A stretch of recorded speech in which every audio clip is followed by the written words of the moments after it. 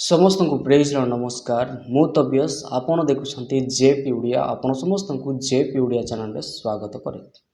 प्रिय माने चैनल को जदि प्रथम थर पर आसी होछन्ते तेबे चैनल को सब्सक्राइब करी बेल आइकन प्रेस करंतु जहा द्वारा आगामी प्रत्येक दिन वीडियो आपण माने पाई पारि। वर्तमान आपण माने स्क्रीन रे वीडियो को देखंतु जोठारे जणे छोट पुओ तांको बापा निमंते प्रार्थना करूछन्ती आउ कांदी कांदी से प्रार्थना करूछन्ती। आउ ए वीडियो मु जिते बेले इंस्टाग्राम चलाउथली से समय ए वीडियो को देखा पाइली आ मु चाहिली ए विषय को आपण सम्मुख में आनिबा निमंते। प्रिय प्रभुंकर लोक माने ए छोट शिशु कांदी कांदी तांको बापांको निमंते प्रार्थना करुथिबार दृश्य जिते बेले मु देखिली से समय मु भाबिली मु ए विषय को नहीं आपण सम्मुख में चर्चा करी।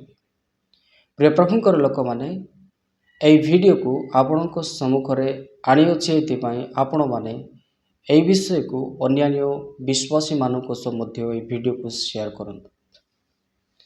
अनेक ख्रिस्टियन परिवार रही अछि जोठारे अनेक पिला माने रही अछंती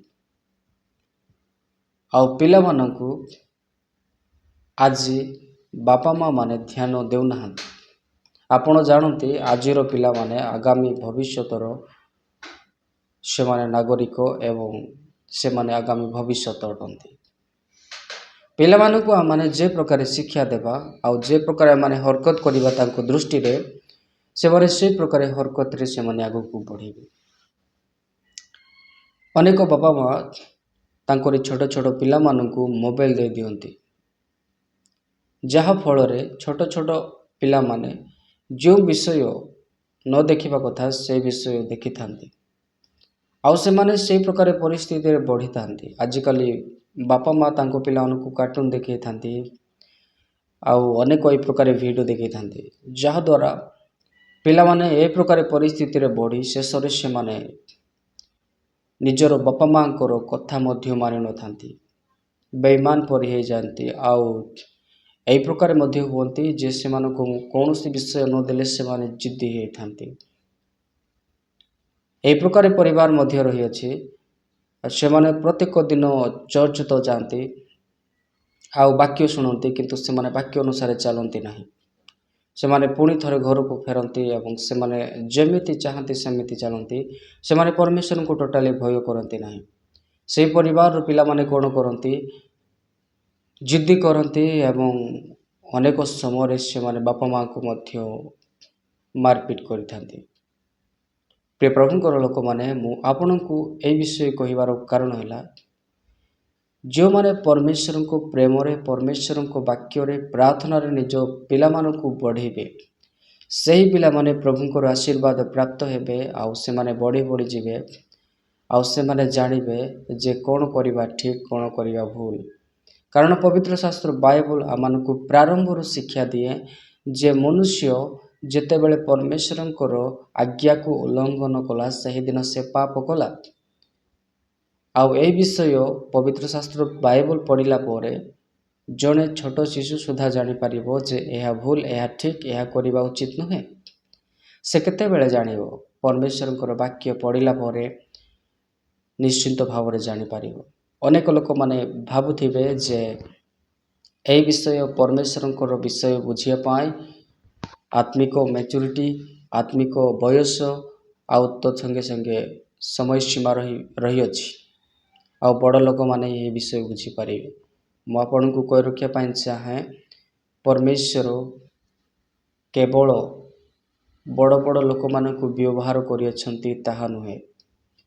परमेश्वर जेतेबेले जेरेमिया जणे बालक थिले सही बालकों को कहिले जे आमे तुमको मातार गर्भरु तुम मानकु आमे माने चिन्हट करिथिलु। तांको छोट समय परमेश्वर तांको को अभिषिक्त करिथिले। एई प्रकार अनेक उदाहरण रही अछि आउ सही समय जेरेमिया कहते जे मु तो जणे बालक मु तो कथा भी मध्य कहे जाने नाही। सही समय परमेश्वर जेरेमिया को आज्ञा करते आमे जहा जहा तुमको कहिबा तुमे ताहा कहिबो। परमेश्वर ତାଙ୍କରି ଲୋକମାନଙ୍କୁ ବ୍ୟବହାର କରିବା ପାଇଁ କୌଣସି ବୟସ ନିରୂପଣ କରିନାହାନ୍ତି। ମୁଁ ଆପଣଙ୍କୁ କହି ରଖିବା ପାଇଁ ଚାହେଁ, ସାଂସାରିକ ବିଷୟକୁ ବୁଝିବା ପାଇଁ ଆମମାନଙ୍କୁ ସାଂସାରିକ ସମୟ ବା ବୟସ ଲାଗିଥାଇପାରେ, କିନ୍ତୁ ପରମେଶ୍ୱରଙ୍କର ବିଷୟକୁ ବୁଝିବା ପାଇଁ ପରମେଶ୍ୱର ଯେବେ ଯାହାକୁ ମନୋନୀତ କରନ୍ତି। ପ୍ରିୟ ପ୍ରଭୁଙ୍କର ଲୋକମାନେ ନିଜର ଛୋଟ ଛୋଟ ପିଲାମାନଙ୍କୁ ପ୍ରଭୁଙ୍କ ପାଖକୁ ଆସିବା ପାଇଁ ଦିଅନ୍ତୁ, କାରଣ ବାକ୍ୟରେ ଲେଖାଯାଏ, ସ୍ୱର୍ଗ ରାଜ୍ୟ ଏହି ପ୍ରକାର ଶିଶୁମାନଙ୍କ ପରି। ପ୍ରଭୁ ଯୀଶୁଖ୍ରୀଷ୍ଟ ଯେତେବେଳେ ଏହି ଜଗତରେ ଥିଲେ, ସେ ଗୋଟିଏ ବିଷୟ କହିଲେ, ଶିଶୁମାନଙ୍କୁ ମୋ ନିକଟକୁ ଆସିବାକୁ ଦିଅ। ତେବେ ଆମେ କ'ଣ ନିଜ ଛୋଟ ଛୋଟ ଶିଶୁମାନଙ୍କୁ ପ୍ରାର୍ଥନାରେ, ବାଇବଲରେ ପ୍ରଭୁଙ୍କଠାରେ ପ୍ରଭୁଙ୍କୁ ଦେଇ ସମର୍ପଣ କରି ଆମେମାନେ ଆଗକୁ ବଢ଼ଉଛୁ କି? ଗୀତ ସଂହିତା 127ରେ ଲେଖାଯାଏ, ପିଲାମାନେ ହେଉଛନ୍ତି ପରମେଶ୍ୱରଙ୍କର ଗିଫ୍ଟ, ଉପହାର ଅଟନ୍ତି। ସେହି ଉପହାର ଯାହା ପରମେଶ୍ୱର ଦେଇଅଛନ୍ତି, ତାହା ଆମେ ପରମେଶ୍ୱରଙ୍କ ପାଇଁ ବ୍ୟବହାର କରିବା ଆବଶ୍ୟକ ଅଟେ, ନା କି ଏ ଜଗତର ବିଷୟ ପ୍ରତି ଆମେମାନେ ତାଙ୍କୁ ଆକର୍ଷିତ କରିବା। ଅନେକ ବାପା ମା ଅଛନ୍ତି ଯେଉଁମାନେ ନିଜ ନିଜ ପିଲାମାନଙ୍କୁ ନିଜ ନିଜ କାମରେ ଛାଡ଼ି ଦିଅନ୍ତି, ଆଉ ସେମାନେ ନିଜ ନିଜ କାମରେ ବ୍ୟସ୍ତ ରୁହନ୍ତି। ପିଲା କ'ଣ କରୁଛି ତାହା ଜାଣିପାରନ୍ତି ନାହିଁ। ଯେତେବେଳେ ପିଲାମାନେ ଏହି ପ୍ରକାର ପରିସ୍ଥିତିରେ ବଢ଼ି ବଢ଼ି ଯାଆନ୍ତି, ଜବାନ ହୁଅନ୍ତି, ସେମାନେ ଖରାପ କାର୍ଯ୍ୟରେ ଲିପ୍ତ ହୁଅନ୍ତି। କିନ୍ତୁ ଆପଣ ଜାଣନ୍ତି, ଯେଉଁମାନେ ପବିତ୍ର ଶାସ୍ତ୍ର ବାଇବଲ ପଢ଼ନ୍ତି ଆଉ ବାକ୍ୟ ରଖନ୍ତି, ସେମାନଙ୍କ ପାଇଁ ଗୋଟିଏ ବାକ୍ୟ ମୁଁ ଆପଣଙ୍କ ସମ୍ମୁଖରେ କହି ରଖିବା ପାଇଁ ଚାହିଁବି, ତାପରେ ମୁଁ ଆଜିର ଏହି ଭିଡ଼ିଓକୁ ସମାପ୍ତ କରିବି। ଗୀତ ସଂହିତା 119ରେ ଦାଉଦ କୁହନ୍ତି, ପ୍ରଭୁ, ମୁଁ ଯେ ପ୍ରକାର ତୁମ ବିରୁଦ୍ଧରେ ପାପ ନ କରେ, ଏଥିପାଇଁ ମୁଁ ତୁମ ବାକ୍ୟ ମୋ ହୃଦୟରେ ସଞ୍ଚୟ କରି ରଖିଅଛି। ଆଉ ସମସ୍ତ ବିଷୟ ଠାରୁ ଆମମାନେ ଯଦି ପାପରୁ ଅଲଗା ରହିବା, ତେବେ ପରମେଶ୍ୱରଙ୍କର ବାକ୍ୟମାନଙ୍କ ପାଇଁ ବହୁତ ଆବଶ୍ୟକ ଅଟେ। ଏହି ଭିଡ଼ିଓ ପ୍ରତ୍ୟେକ ଭାଇ ଏବଂ ଭଉଣୀମାନଙ୍କୁ ସେୟାର କରିବେ। ଆଉ ଆଜିର ଭିଡ଼ିଓରେ ମୁଁ ଏତିକି ରଖିବା ପାଇଁ ଚାହିଁବି। ପୁଣି ଦେଖାଇବା ଆଗାମୀ ଭିଡ଼ିଓରେ। ଆପଣ ସମସ୍ତଙ୍କୁ ପ୍ରେଜ୍ ଦ ଲର୍ଡ।